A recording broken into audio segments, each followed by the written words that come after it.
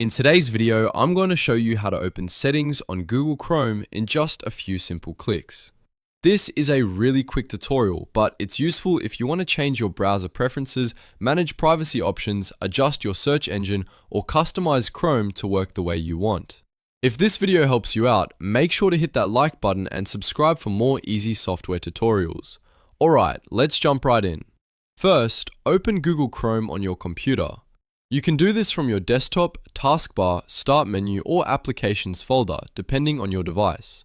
Once Chrome is open, make sure you're on the main browser window so you can easily access the menu. Now look at the top right corner of the Chrome window. You'll see the three dots menu icon. This is the main menu for Google Chrome, and it gives you access to many important features and tools. Click those three dots once, and the Chrome menu will open. When the menu appears, scroll down through the list until you find Settings. Depending on your screen size, you may see it right away or need to move down a little. Once you see it, click Settings.